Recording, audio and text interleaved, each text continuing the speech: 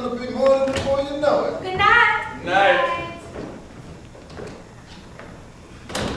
Rise to meet the demands of history. I swear, sometimes I want to tell JP to put a sock in it. You don't like him very much, do you? I don't dislike him. The man's a legend, but you know what I've discovered? What's that? Legends don't play well with others. I'm so sorry. I think I must have dropped my scarf upstairs. JP said he'd grab it for me in the morning. He's going to be running around tomorrow. Who knows when I get a hold of it. I'll check on it before your husband wakes up the whole neighborhood. Oh, thank you. He's just, you know.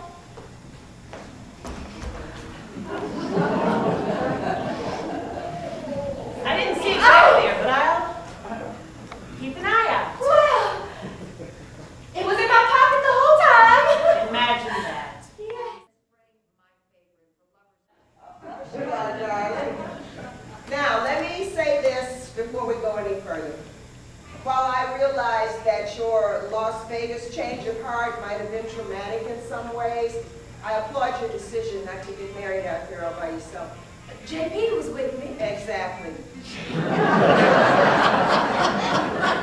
Men don't always understand that at some moments in our lives, we require the presence of other women, a sisterhood, a coming together, a laying on of hands, marriage, birth, death.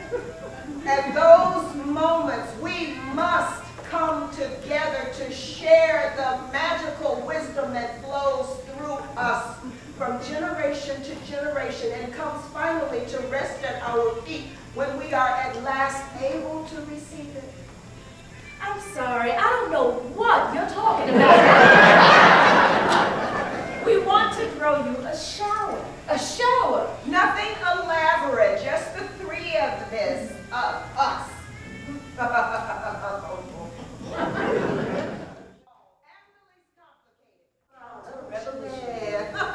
So I paid for my breakfast and I ran after them to see if I could catch them, and there they were in the park, posing.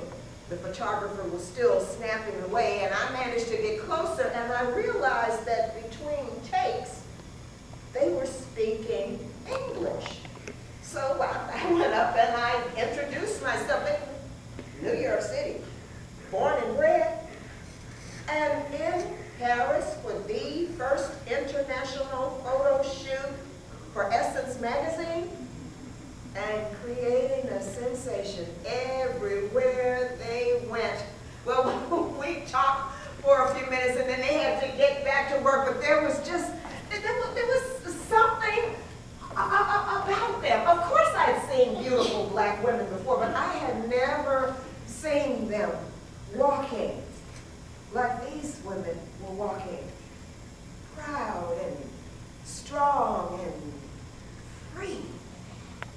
They were drinking deep from all that life and Paris had to offer. Their every step a celebration. So what did you do then? Well, when they headed back to their hotel, I headed back to mine, but I wanted to hold on to the feeling that I had gotten watching these women. So I stopped at a little sidewalk cafe. I ordered a glass of red wine. The waiter brought it. I said, "Merci." I took a sip and looked around, and across the room, there was another beautiful woman. She was sitting all alone, sipping a glass of red wine. Her eyes were shining and her hair was wild. And she was so absolutely positive that she was exactly where she was supposed to be. And I gasped. And do you know why, my darlings? Why? It was a mirror.